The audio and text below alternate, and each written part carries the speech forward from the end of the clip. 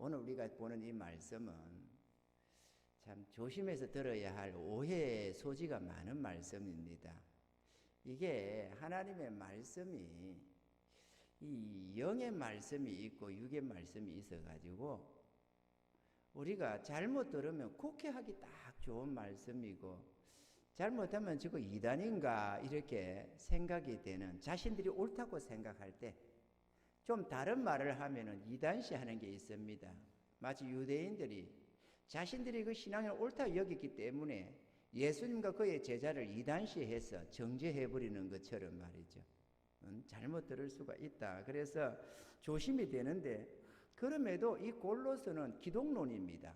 그리스도에 관한 우리가 꼭 알아야 할 그런 말씀 중에 하나가 이 골로새서의 말씀이라고 하겠고, 특별히 그 중심에 가장 핵심이 될 수 있다고 할 수 있는 것이 오늘 이 본문의 말씀들입니다.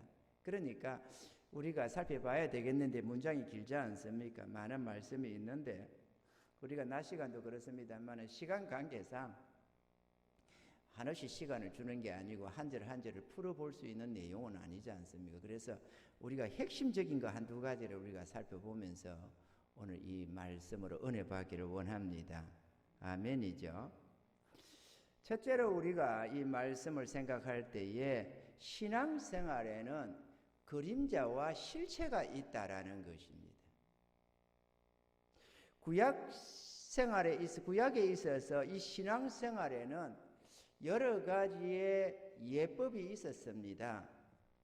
매월 초에 이 월삭이라든지 안식일에 관한 여러 가지 일들이 있었고, 또 여러 가지의 절기들, 예를 들면 유월절, 무교절, 맥주의 초실절, 오순절 같은 겁니다만, 초실절, 오순절, 칠칠절 다 같은 말입니다. 같은 절기를 의미하기도 합니다.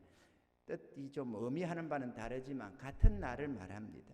또 초막절, 수장절 이것도 같은 것입니다. 같은 날인데 의미가 다른 그런 절기입니다. 이런 것들을 지켜가는 것, 또 성막에서나 혹은 예루살렘 성전에서 양이나 염소나 송아지를 잡으면서 그것을 번제물로 태우기도 하고 핏부름을 가지기도 하고 이런저런 대속의 예식을 치르면서 그들은 그것을 신앙생활이라고 생각을 했다는 것입니다. 그런 데 있어서 사도 바울도 자기가 흠이 없었다고 고백을 하고 있는 것입니다. 아멘이죠. 또 먹고 마시는 거, 오늘 본문에도 나옵니다만 먹고 마시는 이런 것들, 어떤 음식은 부정하고 어떤 음식은 정한 음식, 또 이렇게 먹고 마시는 절기나 월삭이나 안식일을 인하여 누구든지 너희를 편론하지 못하게 하라. 이것은 장래일의 그림자에 해당된다라고 말씀을 했다는 것입니다.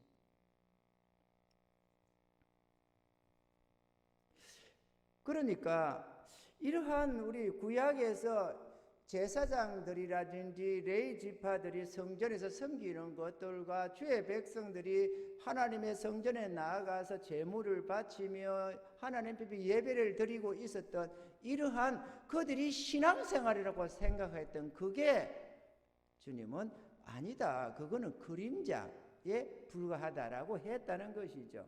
그게 그림자라는 것은 안 해도 된다는 말이 아니라 제도적인 그 껍데기였다라는 것입니다. 아멘이죠. 물론 우리가 헌금도 마찬가지입니다. 11조라든지 감사라든지 이런저런 절개 예물들 또한도 그 껍데기가 있고 속에 알맹이가 있지요. 하나님은 드리는 돈의 액수나 돈의 어떤 것을 말하는 게 아니고 그거를 통해서 하나님이 우리 안에서 베푸시는 은혜들과 거기에 축복하시는 여러 가지의 우리 마음에 하나님 앞에 드려지는 우리의 마음을 드려가는 그러한 하나님이 원하시는 속 알맹이가 있는데, 이런 것을 실체와 그림자로 이렇게 우리가 구분하면서 생각을 해야 한다는 것입니다. 이 그림자에 해당되는 행위적인 것들은 변화받지 않은, 거듭나지 않은 주의 백성들도 다 할 수가 있는 것들이고 불평을 하면서도 다 하는 것들입니다. 좀 더 열심을 다하느냐 안 하느냐는 차이는 있을지라도 그거는 그 껍데기에 해당되는 그림자에 해당되는 것이다. 아멘이죠. 이런 것들에 대해서 하나님은 계속해서 신구약에 말씀을 하십니다. 문제는 주의 백성들이 어떤 틀을 잡고 이게 신앙이다라고 생각하고 나니까 더 이상 하나님이 하시는 말씀을 귀담아 들으려고 안 한다는 것입니다. 오늘 이 말씀도 마찬가지입니다. 우리는 이렇게 주일 예배 드리고 헌금 드리고 뭐 때로는 봉사에 참여하고 이런저런 집회 참여하면서 이렇게 해가는 이거를 예물을 드리고 해가는 이거를 우리는 신앙생활이라고 하는데 하나님은 그렇지가 않다라고 한다는 것입니다. 이게 다가 아니다라고 한다는 것입니다. 그런데 주의 백성들은 이게 다라고 생각하고 여기에 열심을 가지면 믿음이 좋다라고 생각을 한다는 것입니다. 그리고는 더 이상 주의 말씀을 안 들으려고 한다 이거죠. 이거 되시면 아멘.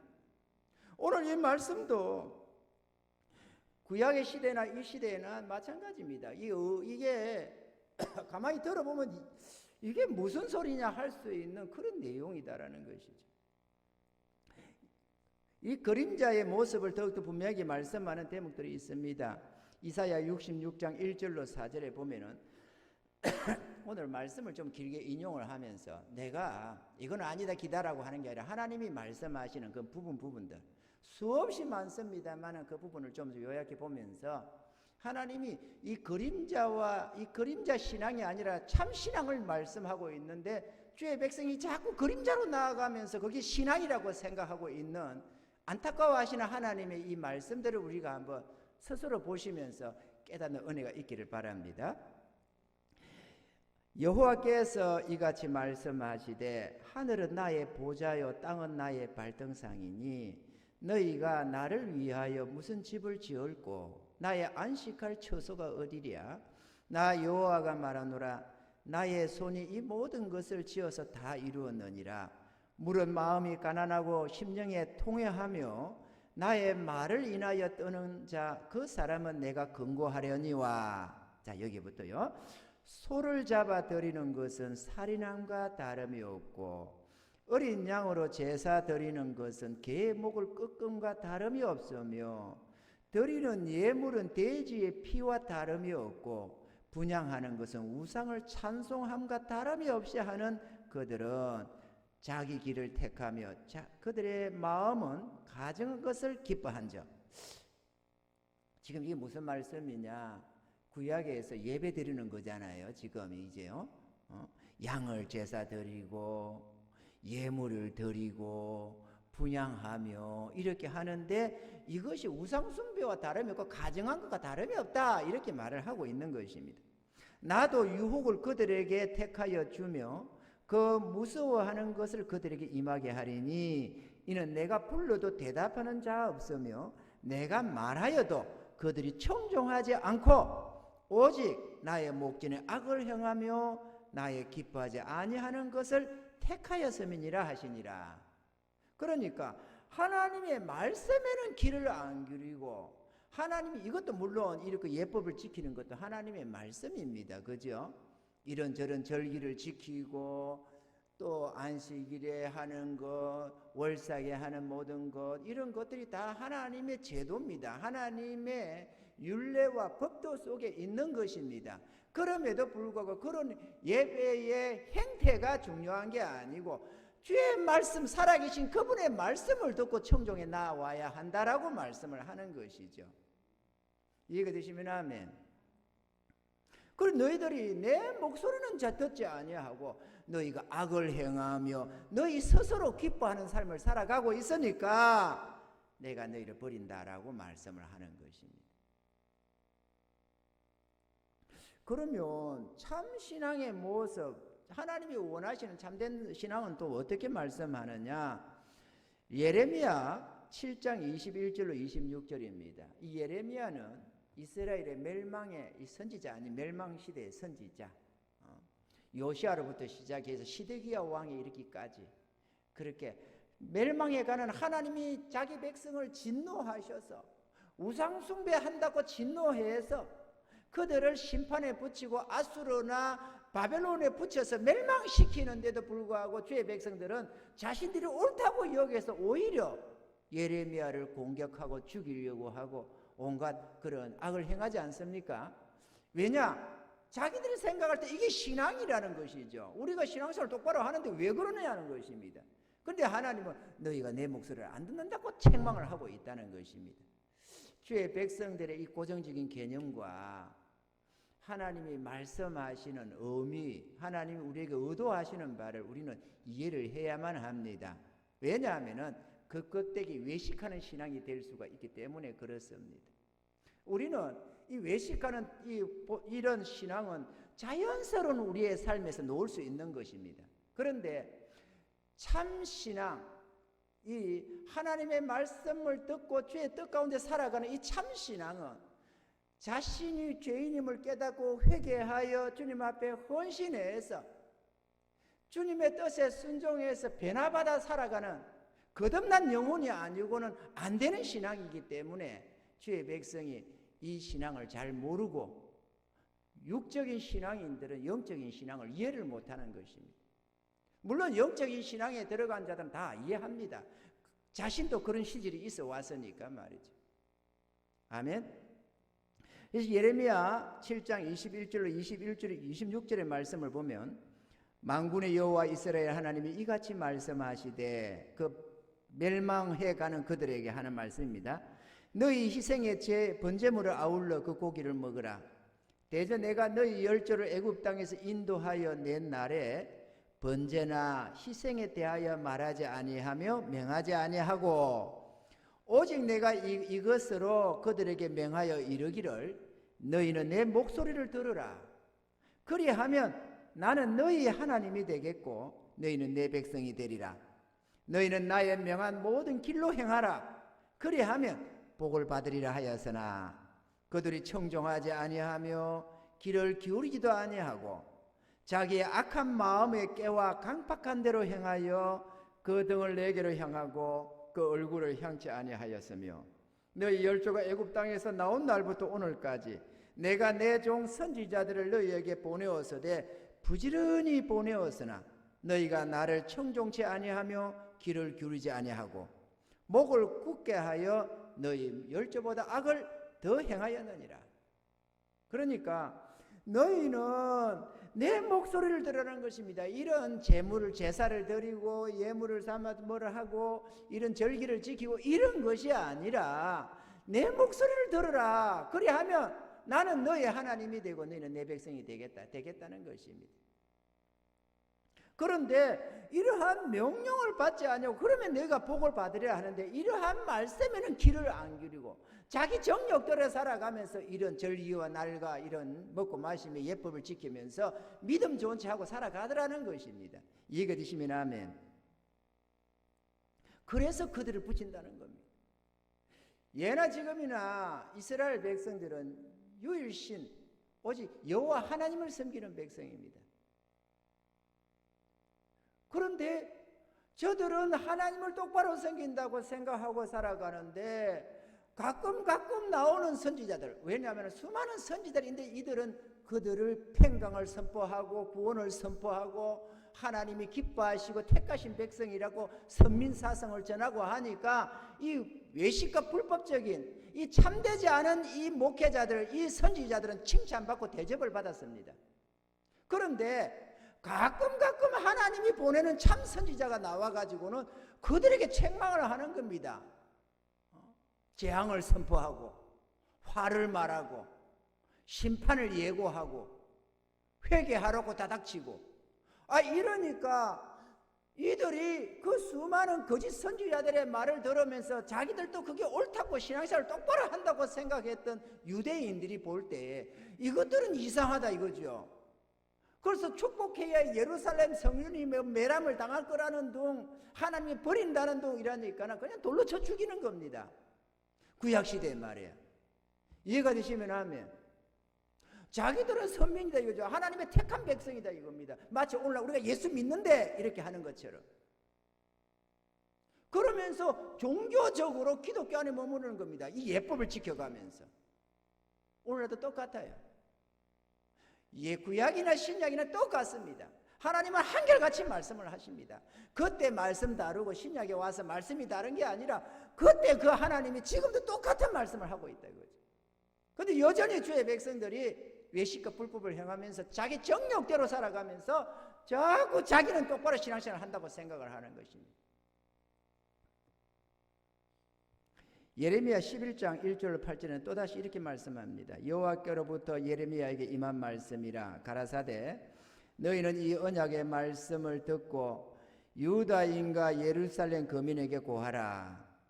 주의 백성들이 고하라는 거죠. 그들에게 이르기를 이스라엘의 하나님 여호와께서 이같이 말씀하시되 이 언약의 말을 쫓지 않는 자는 저주를 받을 것이니라. 이 언약은 내가 너희 열조를 새 풀무 애굽 땅에서 이끌어내던 날에 그들에게 명한 것이라. 곧 내가 이르기를 너희는 내 목소리를 청종하고 나의 모든 명령을 쫓아 행하라. 그리하면 너희는 내 백성이 되겠고 나는 너희 하나님이 되리라. 또 내가 또 너희 열조에게 한 맹세 곧 그들에게 젖과 꿀이 흐르는 땅을 주리라 한 언약을 이루리라 한 것인데 오늘날에 그것을 증거하느니라 하라 하시기로 내가 대답하여 가로되 아멘 여호와여 하였노라. 여호와께서 내게 이르시되 너는 이 모든 말로 유다 성읍들과 예루살렘 거리에서 선포하여 이르기를 너희는 이 언약의 말을 듣고 준행하라. 내가 너희 열조를 애굽 땅에서 인도하여 낸 날부터 오늘까지 간절히 경계하며 부지런히 경계하기를 너희는 내 목소리를 청종하라 하였으나 그들이 청종하지 아니하며 귀를 기울이도 아니하고 각각 그 악한 마음에 강팍한 대로 행하였으므로 내가 그들에게 행하라 명하여서도 그들이 행치 아니한 이 언약의 모든 말로 그들에게 응하게 하였느니라 하라. 결국 그들에게 멸망에 붙인다는 것입니다. 지금 유다가 멸망에 이르러 있습니다. 바로 눈앞에 심판이 다닥쳐 있습니다. 그러면 이 말씀을 전하는 예레미야 선지자는 얼마나 애가 타겠습니까? 이 심판에 붙인다는데. 그런데 유다인들은 그 선지자의 목소리는 듣지 아니하고 자기들이 잘 믿는다고 생각해서 오히려 예레미야 선지자를 핍박하고 조롱하고 죽이려고 하더라는 것입니다. 죽이려고 한 적이 한두 번이 아니지 않습니까? 결국 종교적 행위로는 구원을 얻는 것이 아니라 자기 하나님의 말씀을 듣고 준행하며 사는 이 삶을 통하여 구원이 이루어진다라는 것입니다. 아멘입니까? 할렐루야. 그래서 오늘 주의 이 신약에서도 오늘 주의 말씀에는 머리를 붙들라라고 했습니다. 우리가 두 번째로 기억해야 될 것이 교회의 머리 대신 주님을 붙여쳐야 된다라는 것입니다. 이렇게 종교적으로 열심을 내는 예배, 주일, 난 예배, 전일 예배, 수요 예배, 요즘에 제대로 못 드리고는 있지만, 혹은 금요 기도회, 또 요즘에는 많이도 사라졌지만 새벽 기도회, 특별 기도회, 작정 기도회, 이런저런 헌신 예배, 많지 않습니까? 부흥회, 제대로 하지는 요즘에 못하고, 또 우리도 규모도 또 그렇고 해서 제대로 못하기는 하지만, 이 우리 선진들도 어지간히 우리나라에 앞선 믿음의 선진들이 많이 노력을 했습니다. 새벽 기도 안 드리는 것이 무슨 신앙이냐? 이럴 정도로 이런저런 여러 가지에 열심을 내드렸습니다.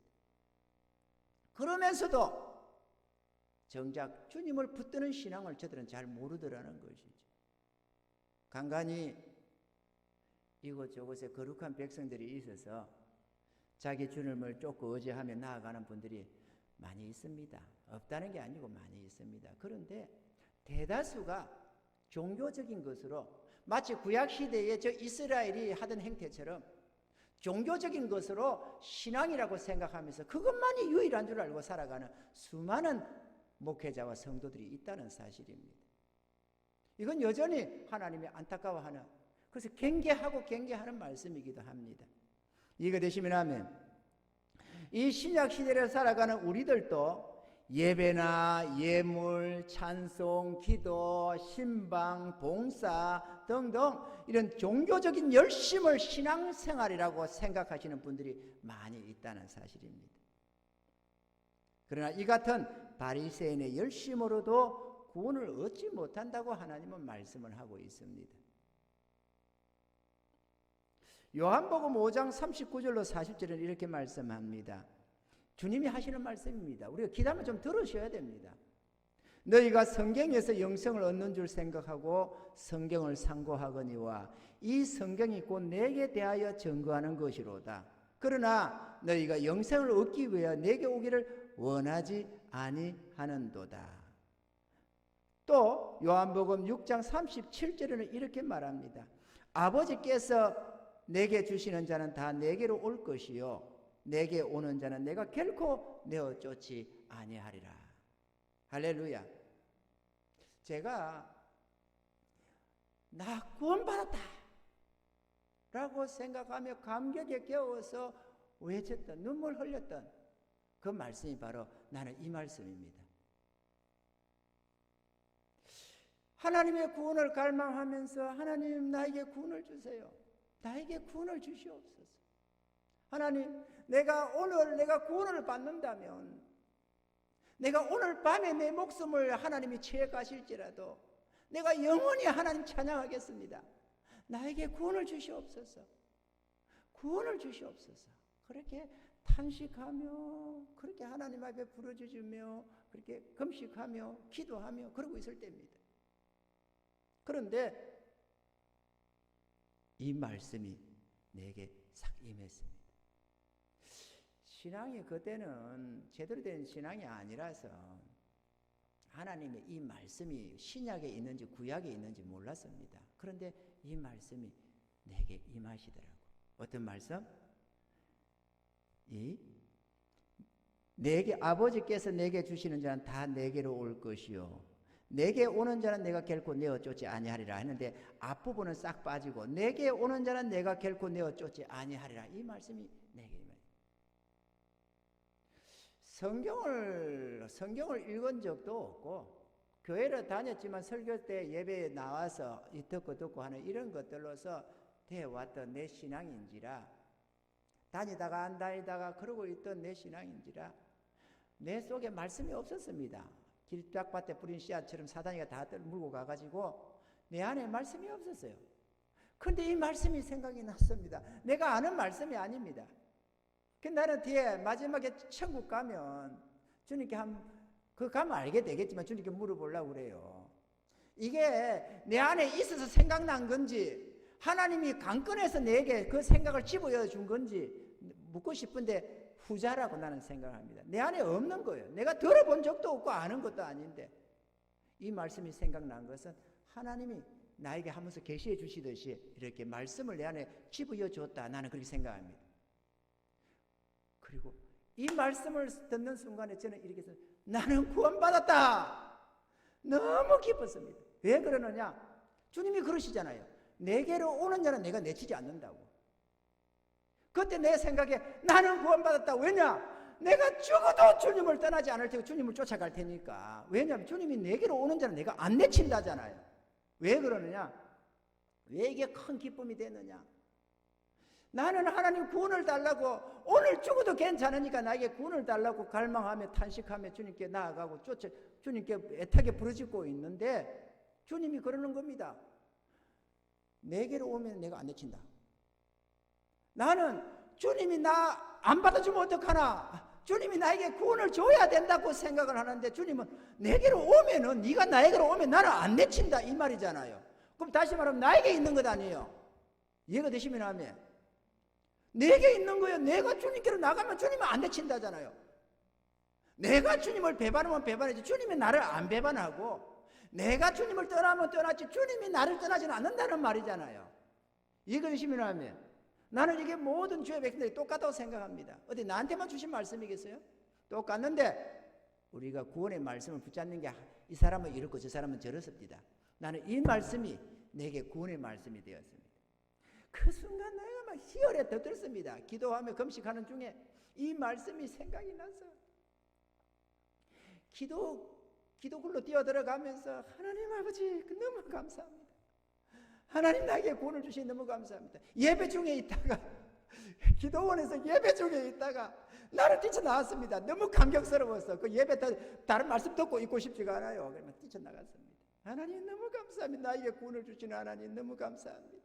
내가 영원히 주님을 배반하지 아니하고 주님을 따르겠나이다. 그 오늘도 나는 주님을 믿고 따라갑니다. 아멘이죠?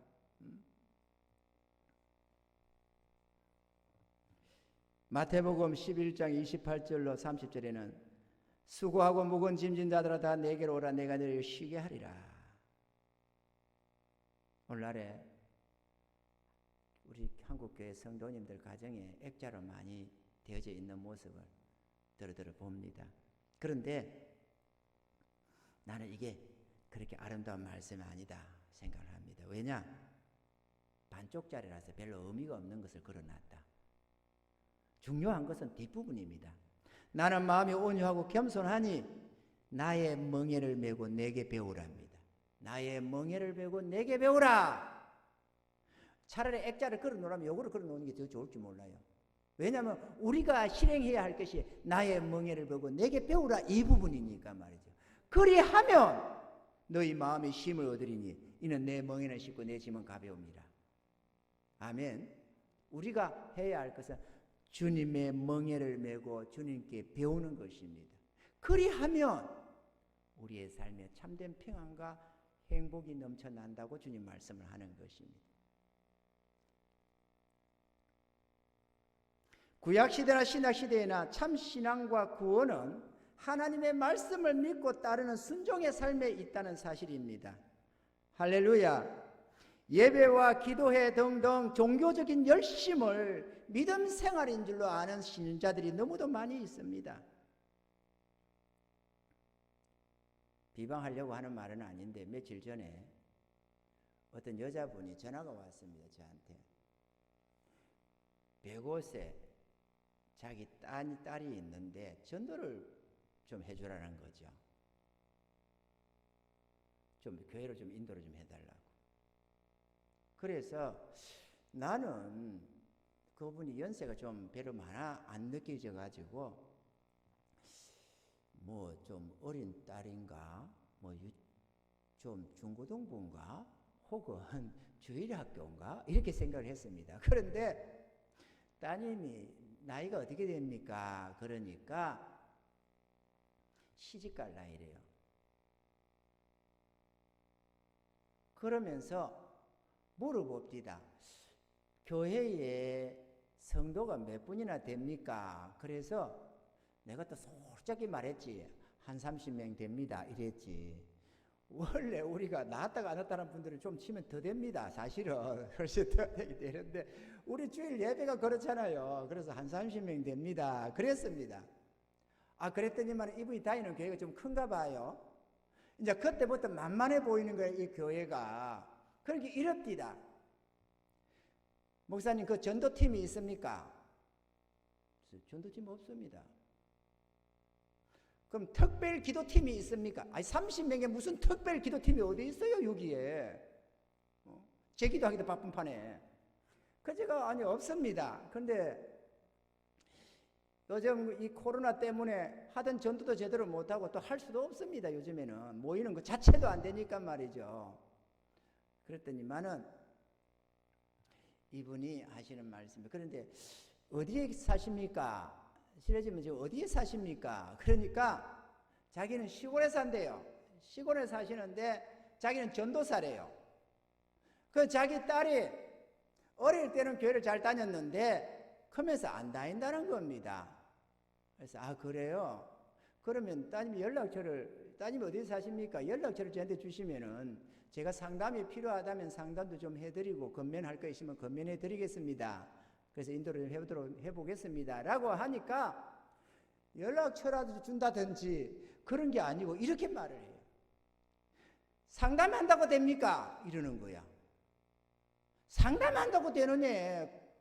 그러면요 하니까 기도해야죠.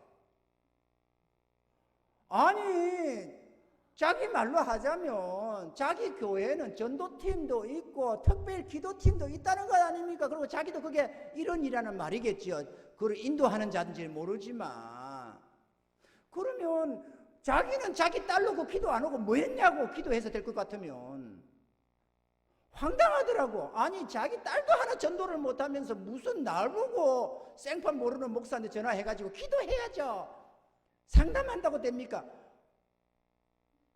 와, 이런 황당한 일이 어디 있어요? 예수 믿으니까 코로나 안 걸린다는 건 저리 가라 아니에요. 황당합니다. 아니 그렇자도 목사 가슴에 스크래치를 내가면서 말이야 기도팀이 있습니까? 전도팀이 있습니까? 이러면 자기라 똑바로 신앙생활을 하든지. 그래서 내가 한 말씀 했습니다. 내가 한마디 대짝하면 전도사가 돼가지고 말이야 딸 하나도 전도를 제대로 못하고 하면서 무슨 믿음의 본도 못 보이면서 무슨 전도사 소리 하느냐, 그런 전도사 때려치우라고 내가 한마디 할 것 같은데, 내가 모르는 분 얼굴도 못 보는데 내가 그러면 무리하면 안 되니까 내가 겸손하게 내가 그래도 잘 한마디 했습니다. 참새 그래도 쫙 하고 죽는다잖아요. 그래서 제가 이랬습니다. 우리 주변에 들어보면 목회자 가정, 특히나 목사님 가정이나 전도사님 가정의 자녀들이 믿음 생활을 안 하는 분들이 가끔 들어 있더라. 부모가 믿음의 열심을 내어서 종교적인 열심을 내어서 열심히 교회에 살다시피 하고 열심을 내다 보니까 자기는 믿습니다로 살았는데 자녀들에게 믿음의 아름다운 본이 되지 못해가지고 부모에 대한 반감으로 자녀들이 신앙을 때려치우는 자가 한둘이가 아니더라. 내가 아는 목사님 자녀도 그랬다. 제가 아는 목사님 자녀가 공부도 제대로 안 하고 뭐 나돌아치고 이러면서 애를 태우고 그러고 있거든요. 그래서 자기 아버지 교회에 자기 아버지 교회, 자기 교회 자기 교회 안 하고 딴 교회 간다 그거 말이야. 이렇게 엇발지고 하는 것도 있어요. 목사, 전도사 가정만이 아니라 장로님, 권사님, 집사님의 자녀들도 엇발 나가는 자가 한둘이가 아닙니다. 왜냐? 자기 부모가 도대체가 마음에 안 드는 거야.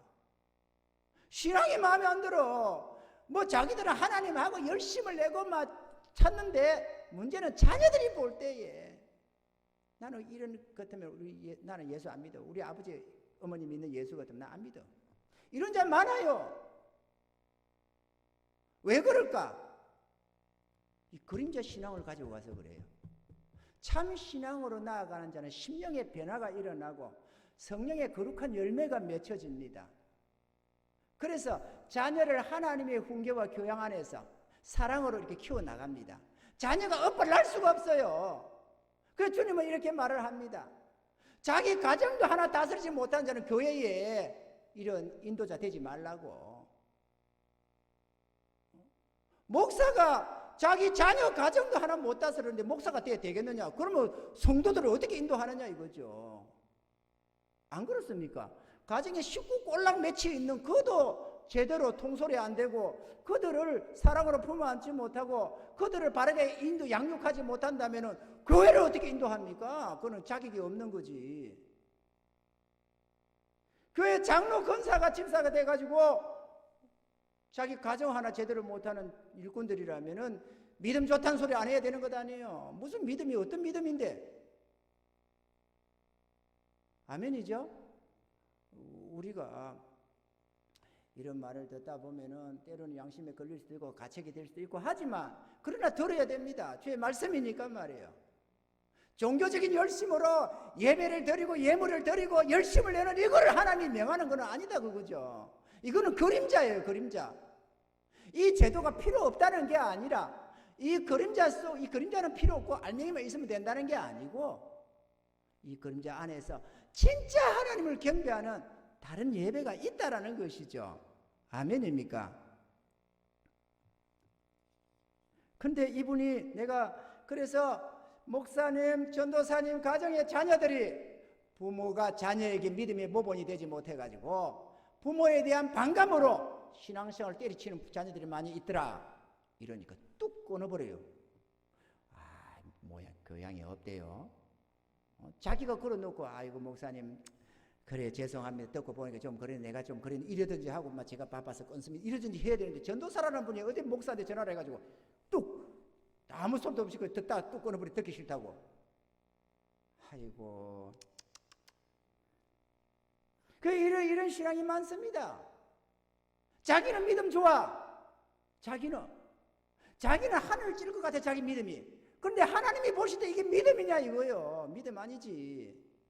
그건 가짜배기 신앙 아니에요. 외식과 불법을 가득히 하는 신앙 아닙니까? 물론 내가 그분을 직접 대한 것도 아니고 그분의 삶을 본 것은 아닙니다. 그러나 모양을 보고 하는 말을 보고 그 자녀들을 보면은 감은 잡을 수가 있습니다. 머리 대신 주님을 붙들어야 합니다. 주님께서 오늘 말씀에 2장 16절로 19절에 보면 이렇게 말씀을 합니다. 그러므로 먹고 마시는 것과 절기나 월삭이나 안식일을 인하여 누구든지 너희를 편론하지 못하게 하라. 이것들은 장래일의 그림자이나 몸은 그리스도의 것이니라. 누구든지 일부러 겸손함과 천사 숭배함을 인하여 너희 상을 빼앗지 못하게 하라. 제가 그 본 것을 의지하여 그 육체의 마음을 쫓아 헛되이 가장하고 문제는 머리를 붙들지 아니한다라는 것입니다. 온 몸이 머리로 말미암아 마디와 힘줄로 공급함을 얻고 연합하여 하나님이 자라게 하심을 자라느니라. 우리 영적인 신앙은 예수 그리스도로 말미암아 그분을 믿고 따르고 순종함 속에서 하나님으로 말미암아 이 영성이 회복되고 거룩해지고 영이 장성한 신앙으로 변화되어 가는 것입니다. 아멘이죠? 주님의 멍에를 베고 주님께 배우는 자들만 참된 신앙으로 자라게 간다는 것입니다. 그런 자들이 주의 뜻을 분별하고 주의 말씀을 듣고 주님 앞에 순종하면서 하나님의 나라를 세워가고 하나님의 의를 이루어가는 자들이 되는 것입니다. 교회에 나와 예배드리며 헌금하는 것이 그것이 하나님이 원하시는 신앙의 전부가 아닙니다. 우리는 그걸 이해해야 합니다. 아멘이죠? 그러면 어떤 신앙을 하나님이 원하시느냐? 여전히 여러 곳에 하실 말씀입니다. 우리 본문에 오늘 말씀도 있지만 또 로마서 12장 1절로 2절에 보면 더욱더 또 분명하게 말씀을 하십니다. 그러므로 형제들아 내가 하나님의 모든 자비하심으로 너희를 구원하노니 너희 몸을 하나님이 기뻐하시는 거룩한 산 제사로 드리라. 이는 너희의 드릴 영적 예배니라. 너희는 이 세대를 본받지 말고 오직 마음을 새롭게 함으로 변화를 받아 하나님의 선하시고 기뻐하시고 온전하신 뜻이 무엇인지 분별하도록 하라. 할렐루야.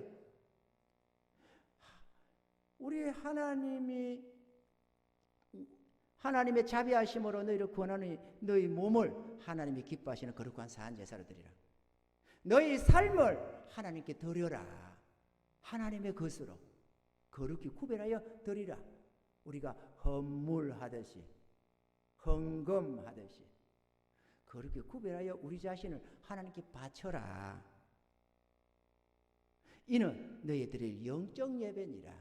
다시 말하면 우리 삶을 하나님께 드려서 하나님이 기쁘신 뜻 안에서 순종하며 살아가는 이 삶이 진짜 예배다는 것입니다.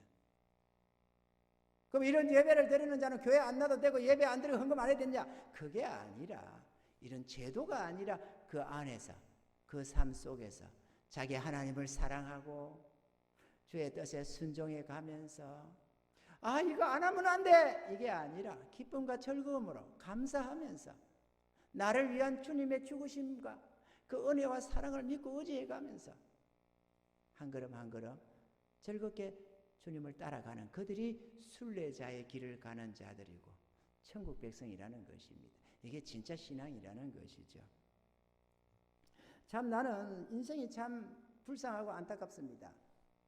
사람이 공부도 많이 하고 배울 만큼 배우니까 똑똑할 것 같은데 하나님 말씀처럼 죄를 먹어가지고 마음이 미혹되어 있어요. 그래서 자기가 종이다가 그림 그려놓고 달마상 그려놓고 거기서 절을 하면서 복 달라고 간센보살 나무 타미를 부르짖는가 하면은 그 돌덩어리에 별것도 아닌 거 깎아다가 상을 만들어 놓고 그 앞에 이렇게 하고 앉았고 인생이 얼마나 어리석은지 모릅니다. 그게 무슨 영이 있다고 그게 무슨 하나 복을 줄 거라고 말도 못하고 움직이지도 못하고 복도 하도 주지도 못하는 그게 뭐라고 걷다가 고개를 숙이잖아요. 마찬가지로 그런 거를 비웃는 주의 백성들이 자기 자신은 또한 자기 하나님의 음성을 들을 줄도 모르고 자기 하나님의 나라를 보는 눈도 없고 자기 하나님의 뜻을 분별할 줄도 모르고 자기 하나님께 즐거이 순종하며 사랑하며 나아갈 줄도 모르면서 종교적인 열심을 가지고 자기는 믿음 좋다고 생각하는 자들이 많이 있다라는 것입니다. 그런데 그들에게 나는 안타까운 것은 오늘 한국 교회가 부패했다고 많이 하잖아요. 세계 교회다 마찬가지지만 한국 교회가 타락했다. 한국교회가 썩었다. 한국교회가 부패해서 개혁돼야 된다. 이거는 수십 년 전부터 들어오는 소리입니다. 그런데 그렇게 말하는 목회자들과 그렇게 말하는 열심히 있는 일꾼들이 자기가 그러면 변화됐느냐? 대다수가 변화가 안 되고 자기도 똑같은 무리면서 그 말을 하더라고. 내가 보니까 안타깝게도. 아니 세상을 탄식하고 저러한 불법적인 행동들을 보면서 목회자의 이 성결하지 못한 모습들, 말씀 다르고 행실 다른 그런 악한 모습들을 탄식하면은 자기는 변화가 됐어야지. 그럼 자기도 안 되고 똥 묻은 개가 개 묻은 개 나무란다고 맞나요? 지금 말을 바로 했나요? 그런다고 자기도 지금 불법적인 삶을 살고 불의를 행하며 외식과 불법으로 살아가는 우상숭배자이면서 누구를 판단하고 정죄할 자격이 어디 있느냐 이거죠. 자기가 똑바로 하면서 말을 해야지. 이해가 되시면 하면 우리 성도도 마찬가지입니다. 내가 바뀌어야 돼요. 한국 교회가 문제가 아니라 내가 먼저 바뀌어야 된다 이거죠. 내가 안 바뀌고 왜 남을 정죄해? 내 눈에 들보가 가득하면서 왜 남의 티끌을 빼겠다고 말을 하느냐 이거죠.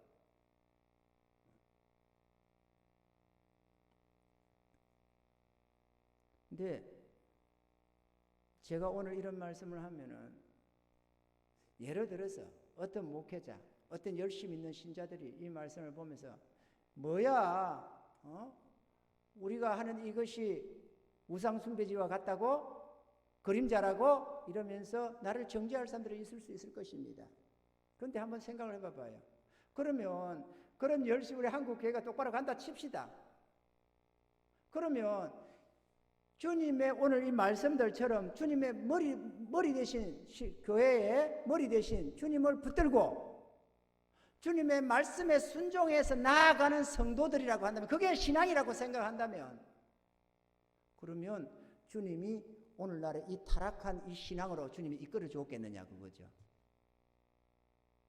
목회자가 물질 욕심합니다. 목회자가 뭐 이상하게 행동들을 합니다. 목회자가 강팍해서 뭐 별신을 하고 성도들에게 뭐 아름답지 못한 믿음의 모범을 보이지 못하는 경우가 허다히 많습니다. 그래서 성도들이 이렇게 말을 해요. 우리 목사님은 설교는 좋은데 영 그거는 하는 행동은 영 안 좋아. 그 주님은 그렇게 말을 안 합니다. 나무도 좋고 열매도 좋다고 하든지 열매가 안 좋으면 나무도 안 좋은 거고, 그죠? 설교에서는 하나님의 사랑을 전하고 뭐 이렇게 은혜를 전한다고 이렇게 하면서 많은 분들을 하는데 나가서 실제 생활은 안 그렇다는 겁니다. 그래서 어떤 사모님들은 목사님은 성전에서 내려오지 마세요. 거기에 있을 때 목사님이 내려와 봐야 그 말씀과 달라가지고 은혜가 안 되니까 목사님 거기에 있을 때만 은혜 되니까 거기에 내려오지 마세요. 이러는 분도 있다는 소리를 합디다. 아니 어떻게 그럴 수 있어요? 그러면 이렇게 전하는 목회자가 주님을 제대로 따랐는데 주님께서 탐욕의 길로 인도해 주셔서, 야 장정관 목사야, 너 나의 말에 순종하지? 너는 탐욕으로 가라. 욕심을 한껏 부려도 내가 용서해 주마. 그렇게 욕심을 부려도 괜찮다. 이래서 주여 감사합니다. 그래서 욕심을 부렸겠느냐 이거죠. 있을 수 없는 얘기죠. 열심을 한다고 하면서 온갖 세상 것을 추구하고 세상 만족을 추구하는 신자들이 가득히 있습니다. 그러면 주님께서 야 너는 세상 것을 마음껏 누리라. 세상 것을 마음껏 추구하고 살아라. 그렇게 해서 주여 아멘 감사합니다. 그러고 그렇게 따라갔겠느냐 이거죠. 왜 믿노라 하면서 하나님의 음성은 귀를 안 기울이고 자기 좋을 대로 신앙생활을 하느냐 이거예요. 제가 자세히 잘은 모르지만 여러분 만나면서 어느 교회 목회자를 한 분 압니다. 그 목사님이 부동산이 그렇게 많대요. 부동산 부자래요. 성도들도 제법 되고 부동산 부자래요. 그러면 이 멸망할 불탈 땅에 쌓지 말고 하늘에 쌓으라고 보호를 쌓으라고 자기는 안전했겠어요? 목회자가 왜 부자가 되려 살아? 아니 땅의 것을 사모하니까 땅에다가 쌓았겠지. 자기 하나님의 나라를 세우는데 힘쓰지 않고 목사가 그런데 그게 싹군이 아니고 참 목자라고 생각하십니까? 하나님이 야 아무개 목사야 뭐님의 땅이 최고야 집 가진 게 최고야 그러니까 내 집을 많이 사라 감사합니다 주님 이러고 샀겠느냐 그거죠. 그렇게 사다 모았겠느냐 이거예요. 그러면 하늘에는 보화를 쌓아놨겠어요?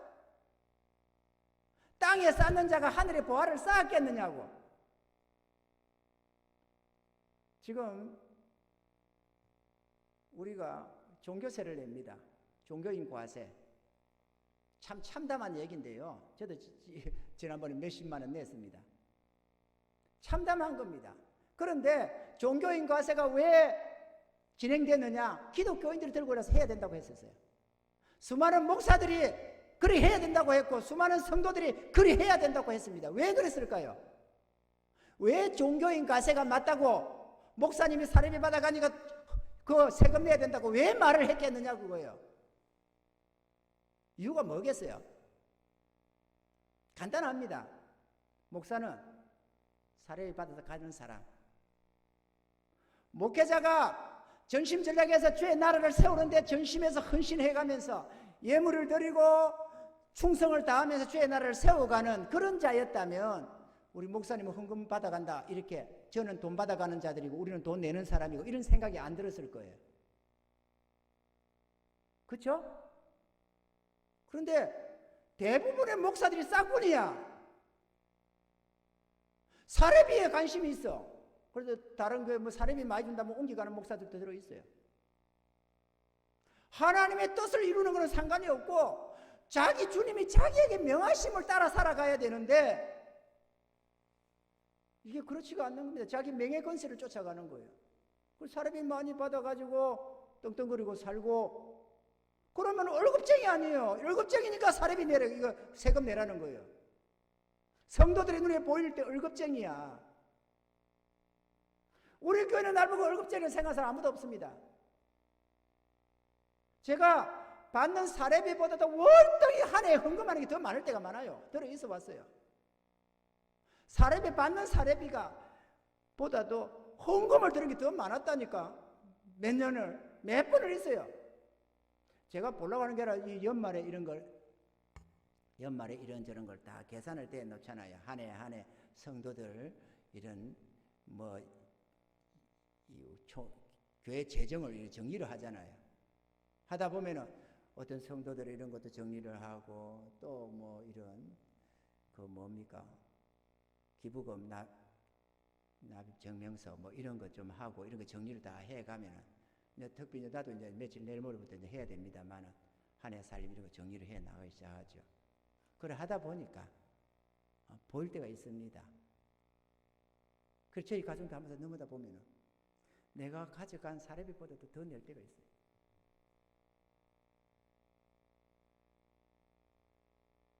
왜 합니까? 아니 우리는 하나님의 나라요.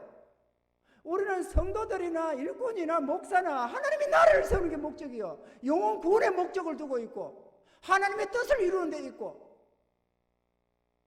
영원한 주의 나라를 세우고 싶은 겁니다. 멸망에 가는 주의 백성 구원하고 싶고 그걸 위해서 우리는 전심전력을 합니다. 목사 다르고 성도 다른 게 아니고 우리는 전심을 합니다. 그래서 우리가 전심에서 하나님께 예물을 드리며 기뻐하며 절감하며 예물을 드립니다. 거기에서 목사님 생활하는데 불편할 게 없더라고 그나마 어려운 중에서도 사례비를 좀 드립니다. 그런데 거기서 세금을 왜 떼요? 그리고 지난번에도 세무서 가서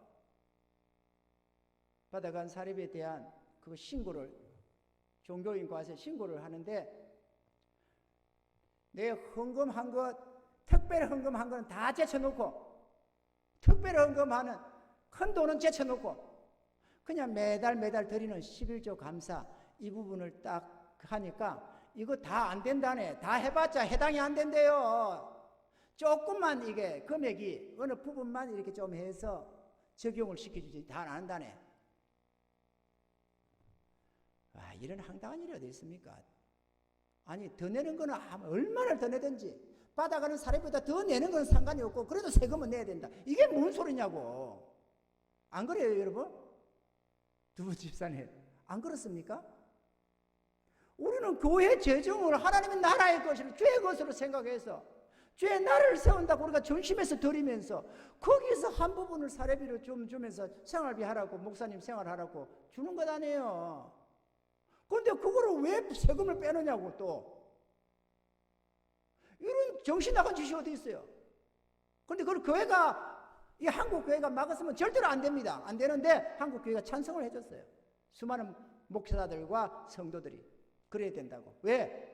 자기들이 보는 목사가 사례비만 받아가는 목사야. 싹군이야. 얼급쟁이. 그 목회자가 전심에서 교회를 세우고 하나님 나라를 세우는데 전심에서 예물을 드려가는 모양을 봤더라면 그 성도들은 절대로 그런 소리 안 한다 이거죠. 왜? 교회와 목회자가 하나니까. 이해되시면 하면 내 삶 따로 신앙생활 따로 이렇게 하는 게 아니고 신앙생활이 곧 내 삶이야. 우리 일꾼들도 그렇게 삽니다. 좀 더 열심히 있고 없고는 차이는 있겠지만 우리는 죄의 나라를 위해서 우리 자신을 드려서 내 하나님을 기쁘시게 마음껏 섬겨갑니다. 그런데 왜 파느냐 이거지. 왜 그 세금을 떼요? 내가 내 것보다 훨씬 작게 받아가도 거기서 세금을 떼겠다네. 아니 그런 법이 어디 있느냐고. 그러면 월급쟁이 되는 직장인들이 자기 회사에다가 돈 들이는 사람이 있어요?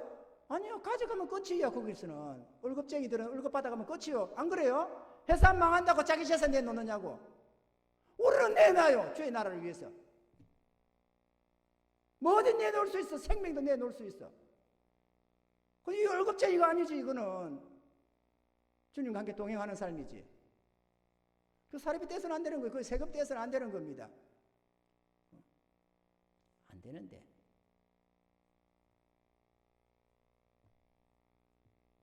이 시대가 악해지다 보니까 목사들이 돈 사랑하고 재물 추구하고 하는 꼴이 보이다 보니까 전심에서 주의 나라를 세우는 게 아니라 목사 사역만 하고 있어서 이런 이제 종교적인 인도자로서 이렇게 가다 보니까 교회들이 타락을 해가지고 성도들도 그 모습을 딱 보다 보니까 월급 받아가는 목사님, 받아는 가는데 내놓는 거는 성도들이 내놓고 가져가는 거는 목사가 가져가고, 이게 싹군으로 보는 겁니다. 이걸 싹군이라고 그래요. 이런 거를.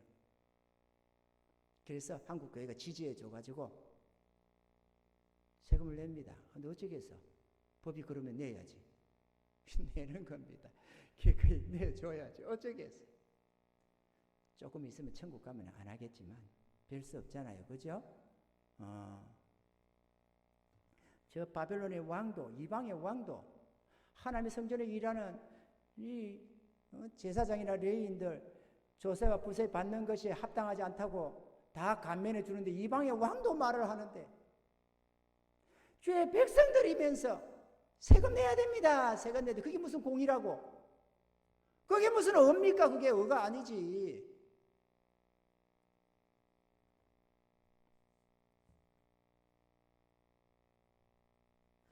안 할 말을 자꾸 내가 많이 했나 봐요. 좀 흥분을 했나 봐요. 내가 좀 자제해야지. 세금도 지나가면서 안타까워서 그래. 이 시대가. 말하고 싶은 거는 주님의 뜻을 따라 안 가고 주의 선하시고 기뻐하신 뜻을 분별하며 나아가는 삶이 아니라 내 정욕대로 살면서 종교적으로 신앙생활을 하면서 이걸 신앙이라고만 생각한다 이거죠. 그리고 그게 좋은 신앙이라고 생각하는 거야. 주님의 뜻을 따라가야 된다는데 그거는 생각을 안 하고. 안타깝잖아요. 오늘 낮 시간처럼 물이 변화에 포도되는 이 한기를 맛보지도 못하면서 여전히 맹탕으로 살아가면서 종교적인 열심을 가지고 그게 신앙인 줄 알고 성도들을 또 그렇게 이끌어가요. 그리고 그렇게 열심히 하는 성도들이 믿음 좋다고 말을 해주는 겁니다. 구원이 없는데 구원이라고 말을 하고 하나님의 뜻과는 무관한 삶을 사는데도 그거를 믿음 좋은 사람이라고 말을 해주니까 하나님은 탄식을 하고 계시는 겁니다.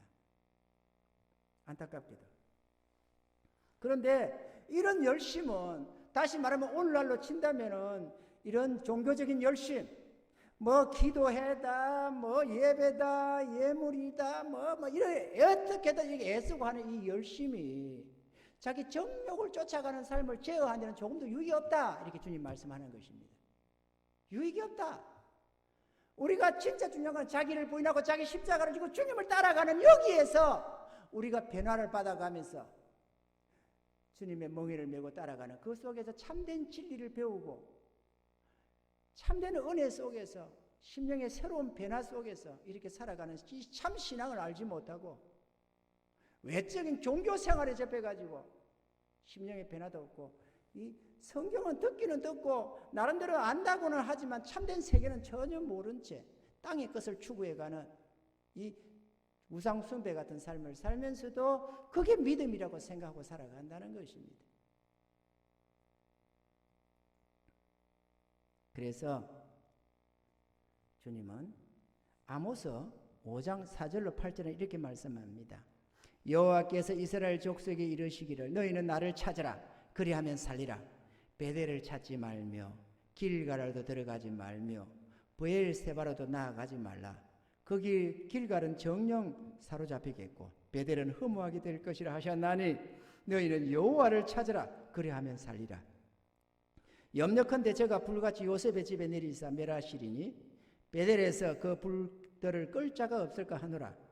공법을 인진으로 변하며 정의를 땅에 던지는 자들아 묘성과 삼성을 만드시며 사망의 그늘로 아침이 되게 하시며 백주로 어두운 밤이 되게 하시며 바닷물을 불러 지면에 쏟으시는 자를 찾으라. 그 이름이 여호와시니라. 할렐루야. 주님을 찾으라. 길갈로도 들어가지 말며. 길갈이 뭡니까? 길갈. 저 애굽에서 나와서 하나님의 법궤를 세우고 그렇게 했던 그 길갈. 그 길갈로도 들어가지 말고 또 베델을도 찾지 말고. 베델이 뭡니까? 하나님의 집이라고 하는 베델. 거기에 금수아지 우상도 세웠잖아요. 그렇게 오늘날로 친다면 교회 이렇게 말을 하는 겁니다. 교회, 예루살렘 성전 이렇게 다 할 수 있습니다. 외적인 이 교회. 교회를 찾는다고 되는 게 아니다. 하나님을 찾으라. 그러면 교회 안 오고 하나님 찾느냐? 그럴 수는 없죠. 교회는 나와서 교회까지가 아니라 하나님을 찾으라. 하나님을 살아계신 그분을 찾으라. 그분을 찾고 구하고 그분의 음성의 귀를 기울이라. 그러하면 산다. 할렐루야. 오늘 주의 백성들이 너무도 안타깝게도 주의 음성은 들을 줄 모르고 교회로 나오는 이게 신앙인 줄 알고 여기까지만 하면서 고집을 부리는 수많은 성도들이 있음을 내가 압니다. 그러나 변화받아야 됩니다. 하나님은 종교인을 원하는 게 아니고 변화받아서 자기 하나님을 사랑하고 순종해가는 순종의 자녀, 그 자녀를 원하는 것입니다. 우리 가정을 친다면 그냥 자식이 있는 게 중요한 게 아니라 정말 부모를 사랑하고 믿고 따르는 그 자녀가 있기를 원한다 그거죠. 효자, 효녀가 있기를 원한다 이겁니다. 이해가 되시길 좀 축원합니다. 생각해 보십시오. 여러분 자서로가 나는 과연 정말 주님을 사랑하고 정말 주의 음성에 기르게 따라가는가? 우리가 낮 시간에 물이 변하게 포도도 됐는데 마찬가지로 그러면 내가 그리스도인이 되면 내가 회개하고 거듭나게 되면 그럼 물이 변하게 포도주가 되겠네? 당연히 되죠. 되긴 되는데 향기가 잘 안 날 수가 있습니다. 왜? 주님 앞에 더욱더 순종하며 헌신해 갈 때에 심령의 아름다운 열매가 맺혀지게 되고 향기가 쏟아지기 시작하기 때문에 그렇습니다. 아멘이죠? 더욱더 적당히 그래가지고 사는 그 속에서 참된 평안과 행복이 오는 게 아니고 하늘의 위로가 쏟아지는 게 아니고 더욱더 주님과 하나 되어서 순종해 나아갈 때 주님은 내 안에 나는 주님 안에서 진정한 자유함과 그 은혜를 맛보며 그 능력을 입으며 그렇게 살아갈 수가 있는 것입니다. 오늘 주님 말씀하셨습니다. 자의적인 신앙이 아니다. 머리를 붙들어야 된다. 머리로 말미암아 마디와 힘줄로 공급함을 얻고 연합하여 하나님이 자라게 하심으로 자라느니라. 그러나 이것이 아닌 이런 종교적인 이런 것들은 자의적인 숭배에 불과한 것이고, 자의적인 겸손, 자의적인 몸을 괴롭게 하는 데는 지혜 있는 모양새이지만은 참 경건한 삶 같지만 오직 자기 육체를 쫓는 것, 자기 정욕을 따라가는 삶을 금하는 데는 조금도 유익이 없다라고 했습니다. 정욕을 따라가는 것이 아니라 성령의 이끌심 속에서 주님의 선하신 뜻을 쫓아가는 그런 거룩한 백성들이 다 될 수 있기를, 마음껏 하나님을 기쁘시게 하고 하나님을 영화롭게 해드리는 우리들의 삶이 될 수 있기를 주님을 축원합니다.